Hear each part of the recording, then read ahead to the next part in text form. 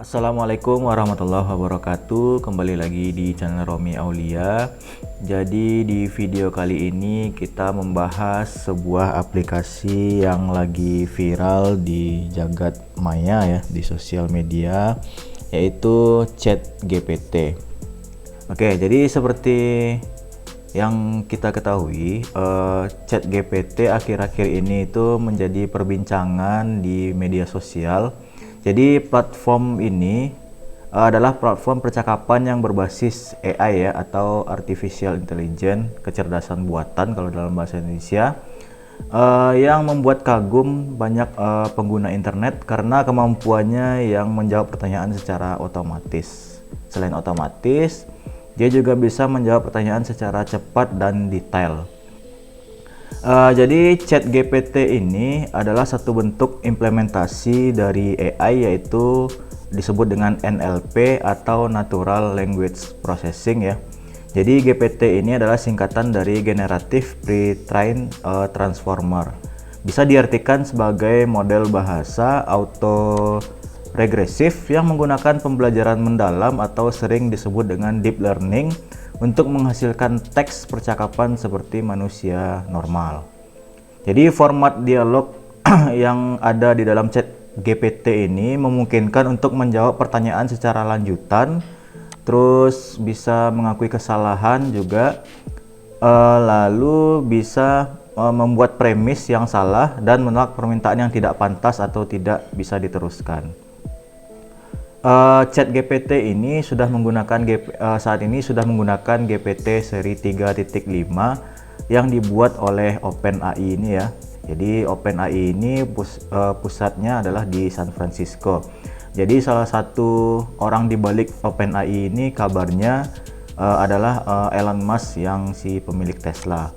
Jadi cara kerja ChatGPT ini bisa kita lihat di websitenya di openai.com seperti ini ya.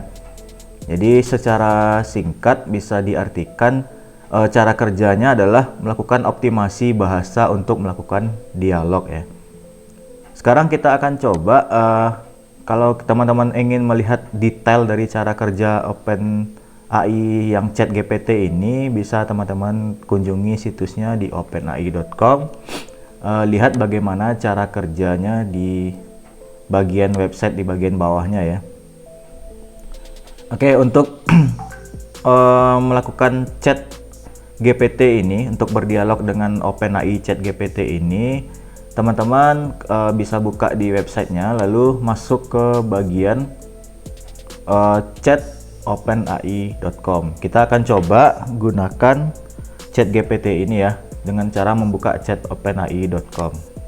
Oke, teman-teman bisa tadi memilih menu di Try ChatGPT ya, untuk masuk ke chat OpenAI-nya atau masuk ke chat.openai.com.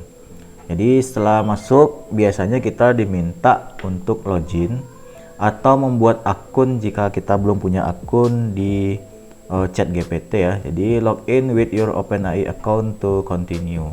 Oke, karena kita belum punya akun, kita akan coba daftarkan buat akun, pilih yang sign up.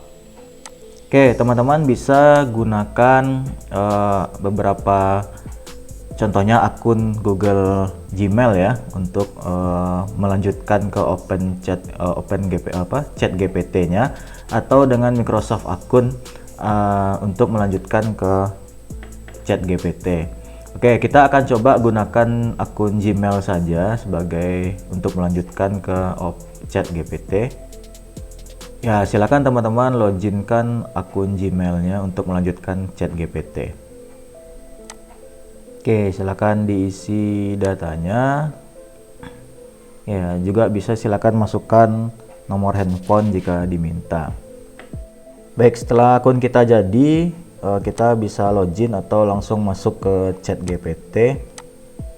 Ya, kita akan coba gunakan ChatGPT ini untuk menjawab beberapa pertanyaan ya. Di sini ada tempat untuk mengetikkan pesan atau pertanyaan atau chat box-nya. Jadi bisa kita ketikkan beberapa pertanyaan di sini yang kita ingin tahu jawabannya oleh ChatGPT. Pertama, Kita akan coba membuat pertanyaan, misalnya lokasi wisata di sebuah daerah, tempat wisata di Sumatera Barat misalnya.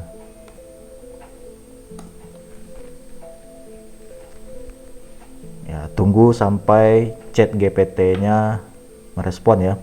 Jadi di Sumatera Barat ada beberapa tempat wisata yang populer, diantaranya seperti Bukit Tinggi dengan beberapa ikon jam gadang, pasar atas, dan lain sebagainya. Jadi dijelaskan oleh si chat GPT. Oke, ini dia ada 8 jawaban yang diberikan chat GPT mengenai pertanyaan tempat wisata di Sumatera Barat ya. Ini contohnya. Oke, sekarang kita berikan pertanyaan selanjutnya yang lebih menantang ya bagi chat GPT. Misalnya kita akan mencoba memberikan pertanyaan mengenai programming. Kita berikan contoh pertanyaan, apa itu array misalnya. Ya, jadi dia jelaskan ya, array itu adalah tipe data yang digunakan untuk menyimpan sekumpulan elemen dengan tipe data yang sama dan seterusnya. Oke, jadi chat GPT bisa menjawab apa itu array ya. Bahkan dia memberikan contoh program dari contoh array ya. Jadi di atas ini adalah deklarasi bernama numbers yang berisi 5 elemen bertipe integer ya. Ya, ini diberikan oleh chat GPT contohnya, contoh deklarasinya di dalam pemrograman. Jadi array juga dapat diinisialisasikan saat deklarasi seperti ini. Ya, jadi di atas ini adalah contoh inisialisasi dari array numbers dengan 5 elemen bertipe integer. Oke, kita akan coba selanjutnya. Tadi mengenai array, kita akan coba minta contoh dalam JavaScript ya. Contohkan dalam JavaScript misalnya. Jadi dia bisa menjawab pertanyaan lanjutan yang kita berikan yang terhubung dengan pertanyaan sebelumnya. Ya, ini dia deklarasikan dalam bahasa pemrograman, contohnya ke dalam JavaScript ya, contoh dari array. Ya, jadi chat GPT ini juga bisa kita manfaatkan untuk membantu teman-teman dalam belajar bahasa pemrograman contohnya. Oke, semoga membantu katanya misalnya seperti itu. Jadi contohnya di sini dia lengkap memberikan komentar ya di sini. Bahkan beberapa programmer saja saat melakukan ngoding itu mungkin lupa memberikan komentar. Oke, mungkin kita lanjutkan pertanyaan berikutnya. Misalnya masih mengenai pemrograman. Misalnya kita pengen chat GPT memberikan kita informasi mengenai script HTML untuk membuat website kedai kopi. Ya, kita ketikkan coba buat script HTML untuk website kedai kopi. Apakah si chat GPT-nya ini bisa menjawab? Kita akan coba. Wah, ternyata bisa ya. Jadi berikut adalah contoh script HTML untuk website sebuah kedai kopi. Ya, lengkap dengan title dari websitenya. Bahkan headernya ada kedai kopi kita. Di sini ditulis namanya. Nah, title kedai kopi kita, headernya juga. Lalu si chat GPT bahkan bisa membuatkan beberapa menu untuk website kita. Ada menu tentang kami, lokasi, kontak, dan sebagainya.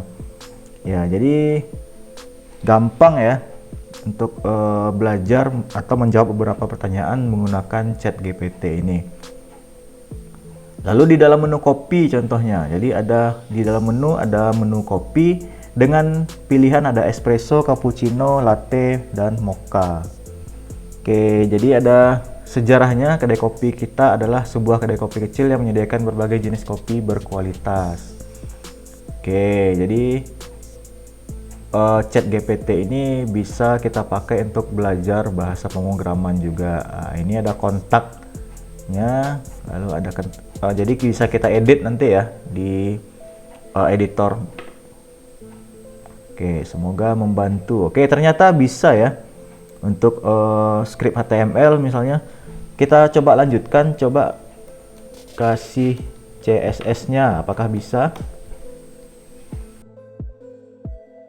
Ya, berikut adalah contoh CSS yang bisa kita gunakan untuk menghias website kedai kopi kita. Oke, jadi pertanyaannya dia bisa menjawab lanjutan dari pertanyaan sebelumnya ya, atau perintah yang kita input sebelumnya, yaitu manfaat dari artificial intelligence ya. Jadi ya cukup berkesan, makanya ini viral di kalangan pengguna internet ya, baik itu pelajar maupun orang umum atau mahasiswa, karena bisa membantu mereka dalam mempelajari segala hal ya.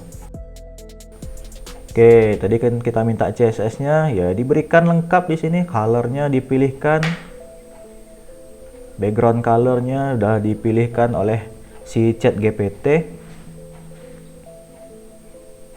Nah, semoga membantu katanya.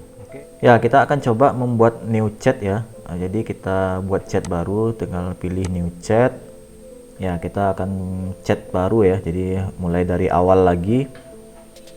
Misalnya kita akan mencoba meminta ChatGPT ini untuk membuat latar belakang skripsi misalnya, atau tugas akhir. Kita misalnya minta buatkan latar belakang tugas akhir, tema atau topik ya, topik sistem informasi geografis persebaran lokasi KKL misalnya dalam 2 paragraf contohnya. Apakah bisa menjawab? Oke, dia akan coba mulai menjawab ya. Jadi latar belakang tugas akhir sistem informasi geografis ya, KKL atau kelompok kerja lapang. KKL merupakan kelompok dan seterusnya ya. Jadi bisa ChatGPT ini membantu kita untuk membuat tugas akhir juga atau skripsi ya. Tapi yang harus teman-teman ingat, ini kan tidak ada referensinya ya. Referensinya kita tidak jelas sumbernya dari mana. Jadi ini hanya sebagai pembantu saja. Jadi jangan teman-teman copy mentah-mentah lalu teman-teman pindahkan ke skripsi atau tugas akhirnya. Jadi harus dibaca dulu dan harus dirubah kembali ya. Ini yang harus diingat, sekali lagi ini hanya untuk sebagai pembantu pengerjaan tugas saja. Jadi bagaimana menurut teman-teman mengenai ChatGPT ini? Apakah menurut teman-teman itu sangat membantu atau malah nanti bisa menggantikan posisi dari manusia seutuhnya? Jadi untuk ke depan mungkin aplikasi seperti ChatGPT ini bisa menggantikan fungsi dari customer service misalnya. Juga bisa digunakan orang-orang untuk membuat konten seperti menulis blog atau membuat dari resume ya, atau dari kesimpulan tugas akhir atau jurnal misalnya, dan terutama digunakan untuk membantu pekerjaan dan memudahkan pekerjaan ya. Bahkan tadi bisa kita buat atau memberikan pertanyaan untuk ngoding ya, misalnya tadi script HTML, atau mungkin nanti bisa digunakan untuk mencari debug error dari sebuah program yang kita buat, atau bisa juga digunakan untuk membuat tutorial atau cara penggunaan suatu produk atau barang. Jadi mungkin saat ini karena masih baru ya, jadi ChatGPT ini mungkin pertanyaan-pertanyaan yang kita berikan mungkin kalau yang terbaru atau yang terupdate mungkin masih terbatas. Tapi saya rasa, atau mungkin teman-teman juga merasa, versi gratisnya ini saja sudah cukup mumpuni ya, atau cukup bisa membantu pekerjaan harian kita, terutama bagi siswa atau mahasiswa dan pelajar.